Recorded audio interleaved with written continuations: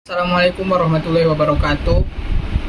Perkenalkan, nama saya Ahmad Sururi, NIM 23073002 dari Prodi Pendidikan Teknik Otomotif. Pada kali ini saya akan menjelaskan tentang rangkaian sistem pengisian konvensional. Pada rangkaian ini, dari positif baterai akan diteruskan ke sekring, lalu ke kunci kontak, setelah itu ke lampu pengisian, lalu ke terminal L pada regulator, setelah itu diteruskan ke P0 dan P1 akan diteruskan ke terminal E regulator, lalu ke masa. Pada posisi ini menyebabkan lampu pengisian akan menyala, dan setelah itu dari kunci kontak arus akan diteruskan ke terminal IG regulator, lalu ke terminal PL1 dan PL0, sehingga arus dari PL0 akan diteruskan ke terminal F regulator, lalu ke terminal F alternator, ke brush, lalu ke rotor coil, lalu ke terminal E alternator, lalu ke massa, sehingga menyebabkan rotor coil menghasilkan medan magnet. Pada saat mesin pada posisi kecepatan sedang, pada kecepatan rendah,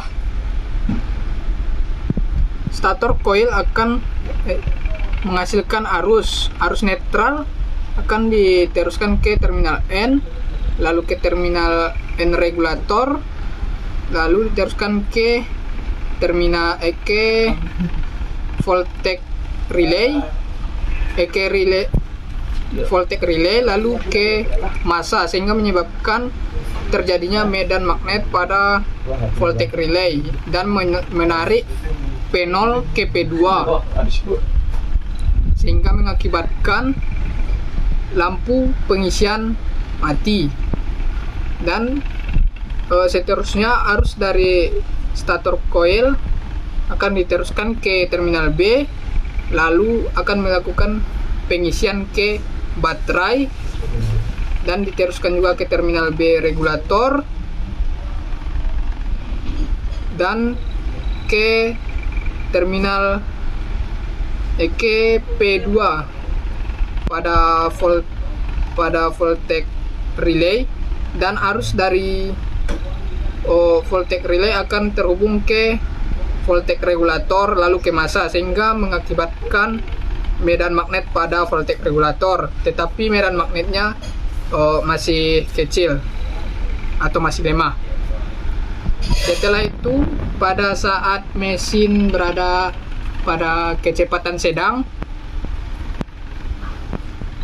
stator coil akan menghasilkan arus yang lebih tinggi daripada kecepatan rendah, lalu arus tersebut akan diteruskan ke terminal B dan mengakibatkan medan magnet pada voltage regulator akan meningkat dan mengakibatkan PL0 akan tertarik dari PL1, sehingga mengambang di antara PL1 dan PL2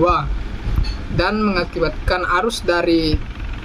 kunci kontak atau dari terminal IG akan melewati resistor, sehingga